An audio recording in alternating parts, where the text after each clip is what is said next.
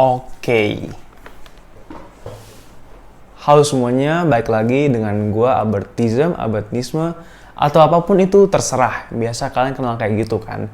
Akhirnya saya balik ngonten lagi. Jadi, ini adalah konten terbaru di channel ini. Untuk namanya gue belum tahu. Yang jelas, gue bakal menceritakan kisah-kisah horor yang ada di negeri kita, Indonesia. Nah, karena aku suka horor, udah itu doang sih. Ya, nah, keren ya, udahlah yang bodo amat. Terus, buat kalian yang nungguin ini kenapa aslinya dingin, oke lanjut. Buat kalian nungguin konten tentang alur cerita film, jangan kecewa ya, karena gue juga bakal buat lagi kok kalau ada film-film yang menurut gue seru. Oh iya, buat kalian yang pengen sharing tentang cerita horor kalian, boleh kirimkan di email di mana ya? Di sini aja ya, ntar gue kasih. Di deskripsi juga ntar gue kasih ya. Ya udah, kalau gitu, ayo kita sekarang langsung masuk ke cerita horor yang pertama.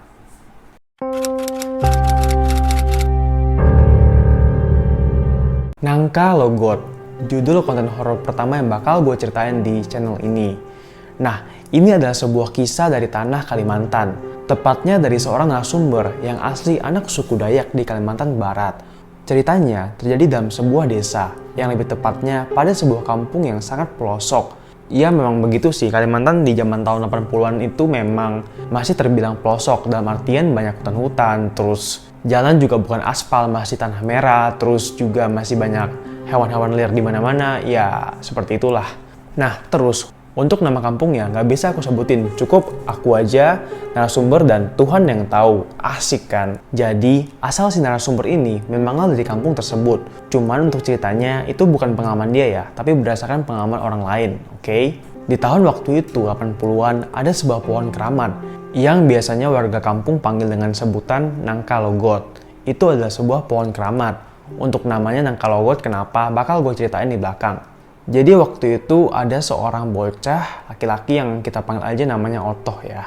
Memang di kampung tersebut sejak kecil anak-anak dididik untuk ngebantuin orang tua dalam setiap pekerjaan mereka. Ya katanya sih memang juga udah budaya di kampung tersebut ya. Mungkin juga kayaknya zaman-zaman dulu memang kayak gitu nggak sih? Kebanyakan anak-anak sejak kecil udah ngebantuin orang tua kan. Terus mata pencarian orang-orang di kampung tersebut selain berladang, bersawah, beternak, mereka juga ada berkebun. Kebanyakan adalah kebun getah atau yang disebut dengan juga kebun karet. Memang mayoritas warga di sana, mereka itu nanamnya rata-rata pohon karet. Yang dimana hasil pohon karet ini cuma bagus diambil di waktu subuh hari. Jadi kebanyakan orang-orang tua, ayah dan ibu gitu udah bangun di subuh-subuh hari untuk pergi ke kebun mereka. Terus waktu di kebun mereka itu kayak misalnya ini pohon karet, terus diiris tepinya kayak gini, sampai ke bawah kan. Terus di bawahnya itu ada batok kelapa untuk nampung si air karetnya ini. Nah, air karetnya itu loh yang harus diambil di subuh-subuh hari karena katanya masih mencair gitu. Lebih bagus lah pokoknya. Setelah cairan karet terkumpul cukup banyak, akan dibawa pulang ke rumah untuk diolah lagi. Di rumahnya biasa akan diolah lagi dalam beberapa step gitu kan. Dan memakan waktu cukup lama sampai siang hari. Dan inilah pekerjaan yang dilakukan oleh orang tua si Otoh, tokoh utama kita. Pokoknya tiap subuh mereka akan pergi ke kebun untuk ngambil karet, terus ntar diolah, barulah di siang harinya mereka bakalan suruh Otoh untuk ngejual si karet itu ke desa. Terus biasanya kalau orang Dayak manggil pekerjaan ini dengan sebutan noreh karet ataupun noreh getah.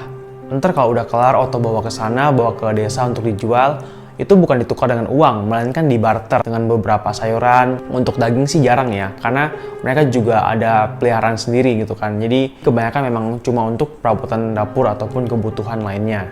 Walaupun si Otoh ini umurnya belasan tahun, tapi dia masih bisa dikatakan anak SD ataupun baru ya kelas 4, kelas 3 gitu. Soalnya di zaman dulu itu memang kalau lu umur segituan, dan SD wajar aja baginya kan. Kalau bagi kita sekarang kan harusnya si Otoh udah SMP kan. Nah di zaman itu wajar kalau kayak gitu ya. Lalu pada suatu hari seperti biasalah, Otoh diminta orang tuanya untuk mengantarkan hasil olahan karet mereka ke desa untuk ditukar dengan beberapa kebutuhan rumah tangga. Dan ya memang kebutuhan mereka pada saat itu juga udah pepet nih, udah butuh banget kan. Udah pada habis kebutuhan rumahnya, mau gak mau ya Otoh pergi. Meskipun dalam situasi langit lagi mendung katanya.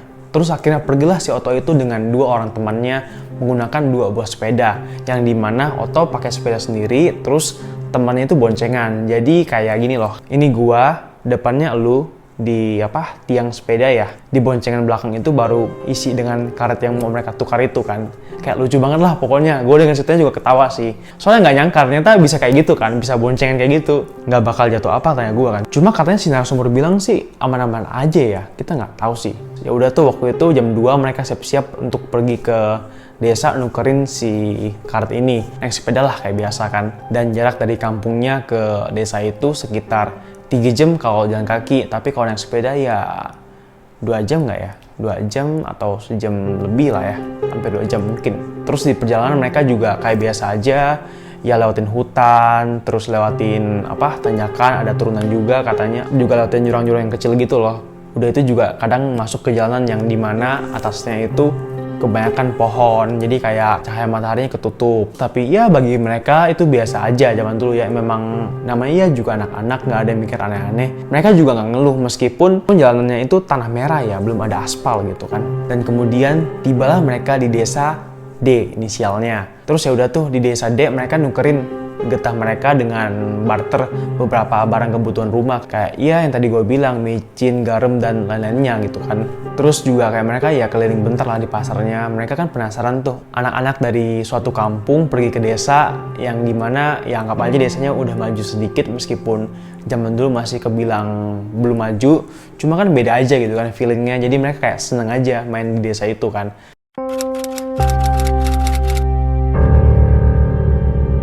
Nah sampai nggak kerasa ternyata waktu udah sore dan mau nggak mau mereka pun harus buru-buru pulang lagi ke sono kan. Dimana ya jarak waktunya tadi itu sejam setengah ataupun 2 jam ya. Setelahnya mereka ya udah kayak biasa kan naik sepeda, yang 2 temannya tadi tetap boncengan ya. Cuma sekarang posisinya udah untuk di belakang kan udah nggak ada si karetnya kan, udah dijualin. Terus mereka juga katanya bawa beberapa tas tradisional yang bisa diisi barang-barang gitu, katanya bentuknya kayak gini sih. Ntar ada tali diikat sini ya. Terus kalau bawa barang berat katanya bisa disimpan di atas kepala ya, bukan gitulah. Nah udah tuh mereka ngayuh sepeda kan, ngayuh sambil ya ngobrol aja kayak biasa.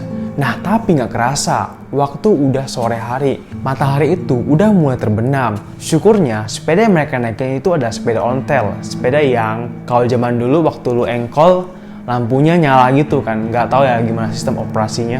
Jadi mereka lumayan lah ada penerangan dari lampu sepeda kecil di depan. Oh iya, sorry loh ya, gue jarang sebut nama si Oto ya, toko utama kita. Si Oto ini posisinya di depan, sedangkan 2 temannya di belakang. Sampailah di suatu momen, Oto dan teman-temannya masuk di tempat tadi, tempat pohon-pohon yang banyak lebat gitu kan, sampai bagian tanah nggak kelihatan, terus daun-daunnya juga sampai berjatuhan banyak di jalan kan, di jalan tanah merah tadi. Nah itu si Oto tetap aja kan goes sama teman-temannya juga yang ngobrol-ngobrol aja. Namanya juga anak kecil, nggak ada pikiran beban apa-apa. Yang penting mereka udah ngejalanin apa yang diperintahkan oleh ortu kan, dan ngebawa pulang ya barang-barang yang dibutuhkan untuk rumah tangga tadi. Mereka terus jalan-jalan. Tepat di suatu saat dari cahaya lampu sepedanya ya, Oto tuh ngeliat kok ada kayak ekor kecil gerak-gerak gitu kan. Itu apa gitu? Dia penasaran tapi tetap aja tuh goes kan, pelan-pelan dari jauh lah, sekitaran 100 meter lah kan, dia tetap goes pelan-pelan tapi ya sama temannya kan di belakang. Si Oto kan makin dekat tuh ya, dia mikir positif, oh mungkin aja anjing gitu atau anak anjing yang tersesat kan. Benar, dia tetap positif thinking lah pokoknya. Bener aja tuh waktu udah agak dekat, itu bener anak anjing ternyata yang lagi duduk, tapi posisinya anak anjing itu nggak belakangin dia, jadi ekornya memang ngarahnya ke Oto, ke cahaya lampu Oto, sedangkan badannya ke depan gitu kan, nggak kelihatan pokoknya. Di sini Oto pun langsung bilang ke teman-temannya kan, pakai bahasa Dayak, ada anak asu tuh, asu itu bahasa Dayak ya, artinya anjing. Nah lalu mereka bertiga nih makin penasaran lah kan, namanya juga bocah laki-laki kan. Terus ya udah tuh, karena mereka takut nabrak si anak anjing tadi, mereka pun turun dari sepedanya, terus mereka pegangan gini, sambil ya udah jalan aja gitu kan. Toh daripada anak anjing ketabrak ya mending kita turun aja. Nah si anjing itu ternyata berdirinya samping sebuah pohon gede. Cuma mereka tuh nggak tahu nangkap itu pohon apa ya katanya. Cuma mereka tahu aja itu pohonnya gede gitu. Lalu kemudian waktu Oto semakin dekat dengan si anjing juga teman-temannya, anjing itu ekornya makin makin geraknya makin cepet gini kan. Katanya kan kalau anjing ekornya naik kesenangan ya. Nah si anjing ini ekornya kayak gitu. Dia naik ke atas kan, muter. Nah terus perlahan-lahan badan si anjing ini muter ke belakang kayak gini. Dan waktu badannya muter, itu si anak anjing tadi nggak ada kepala cuy. Jadi cuma kayak badan aja gitu loh. Jadi cuma kayak ekor, kaki, tangan, badan, kepotong gini dong kepalanya, nggak ada kepala. Nah terus kan waktu anjingnya muter gini, mereka pun si bocah-bocah ini otomatis kaget dong kan. Mereka malah langsung refleks kediem gitu loh. Kaku gitu katanya, kaku nggak bisa gerak katanya, bener-bener kayak apa ya, kayak lu habis ngeliat sesuatu yang lu nggak pernah lihat dan kediem kaku gitu katanya. Nah setelah itu yang seremnya lagi ya, si anjing tadi kan udah muter nih. Oh sorry, gue lupa bilang, jadi posisi anjingnya waktu belum ngadep itu duduk, pas dia ngadep sambil mutar itu dia udah berdiri. Terus waktu dia berdiri itu ekornya masih aja ngibas-ngibas gitu kiri kanan kan. Si Otto kan diem kaku sama temen-temennya. Tiba-tiba lagi nggak tahu gimana badan mereka tuh langsung bisa gerak. Akhirnya mereka langsung katanya itu mereka ini dong sepedanya tuh langsung diginin aja gitu loh. Mereka soalnya nggak kepikiran katanya untuk naik sepeda lagi. Udah tiba-tiba habis kaku tadi mereka udah sadar, terus cepat-cepat mereka langsung kayak gitu kan. Nah Otto kan mau nggak mau tuh harus lurus ke depan dong, soalnya itu ada jalan pulang rumah kan. Nah terus waktu si Otto lurus ke depan dengan cepat-cepat dia lari kan, hal aneh terjadi lagi cuy. Si anjing kepala buntung yang tadi itu yang badannya kecil, tiba-tiba jadi gede dong kata dia. Tapi itu nggak langsung gede gitu, dari kecil sedang gede kayak gitu katanya. Jadi ya udah tuh ngeliat itu mereka langsung makin cepet lagi larinya. Nah sampailah akhirnya mereka tiba di kampung mereka, dan rumah pertama mereka singgahi adalah rumahnya si Otto. Kenapa? Karena kebetulan rumah Otto yang paling letaknya di depan. Oh iya, terus katanya waktu mereka narik sepeda gini, mereka tuh udah nggak peduli tuh, entah mereka lewatin jurang, lewatin tanah yang tadi merah kan, yang becek-becek, turunan tanjakan, mereka udah nggak peduli. Pokoknya mereka bawa aja sepedanya, katanya kayak gitu ya. Gue dengan ceritanya mau ketawa, cuma kayak kasian juga gitu kan, ya udahlah ya. Nah terus tadi mereka tuh kan sampai di rumah Otto kan. Nah di sana itu kebetulan yang pertama kali ngebuka pintu adalah neneknya si Otto. Katanya mereka sampai udah malam, cuma nggak terlalu malam juga. Nah di momen ini juga neneknya Otto nanya, kalian berdua kenapa tuh pakai bahasa Dayak ya? Soalnya neneknya si Otto nggak bisa bahasa Indonesia gitu. Akhirnya dengan kayak kepanikan, si Otto dan teman-teman cerita tuh. Mereka cerita, tau lah kan kayak kalau anak-anak kecil cerita tuh gimana kan. Pasti mereka campur aduk gitu kan ceritanya. Nah syukurnya neneknya tuh ngerti apa yang mereka ceritakan. Dan kemudian neneknya senyum sambil mandangin mereka.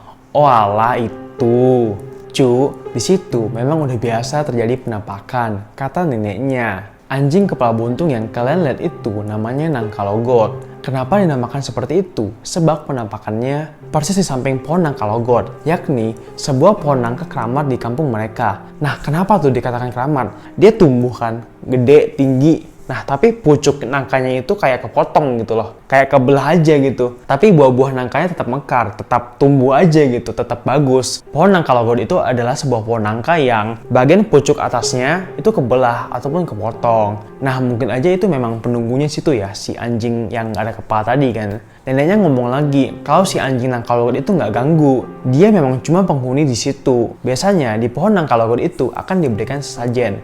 Ya kalau menurut gue mungkin aja si anjing kepala buntung tadi itu cuma pertanda aja ya, oke? Ya mungkin aja si anjing kepala buntung tadi itu cuma pertanda ya kalau si pohonnya pengen minta sesajen lagi gitu kan. Nah lalu si nenek juga nambahkan lagi kalau si anjing kepala buntung ini biasanya juga muncul di siang hari, tapi waktu hujan panas. Pokoknya setelah kejadian itu, Otto dan teman-temannya, 2 orang temannya ya, kalau setiap kali mereka ngelewatin pohon Nangkalogot yang akhirnya mereka tahu kan kalau itu namanya pohon Nangkalogot, mereka akan selalu ngebut tuh ngelewatin si pohon Nangkalogot itu, ya udah. Dan iya ternyata itu adalah pertama dan terakhir mereka ngelihat si hantu anjing kepala buntung tadi.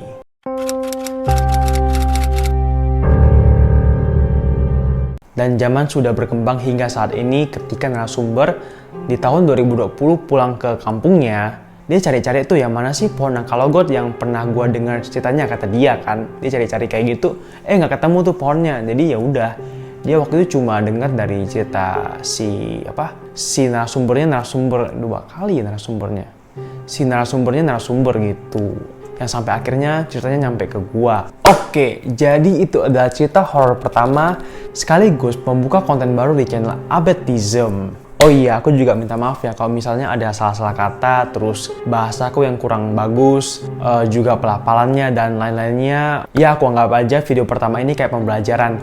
Seperti konten di film alur film kan. Waktu itu aku juga kayak pemula banget kan. Bahasanya jelek segala, akhirnya kalian juga kasih kritik, kasih komen. Bang, ini kayak gini-gini, bagusnya kayak gini-gini. Akhirnya ya syukurnya bagus ke depannya. Aku anggap sejauh ini lumayan lah ya daripada sebelum-sebelumnya. Oke, udah kalau gitu sekian dulu. Aku Albert, bye.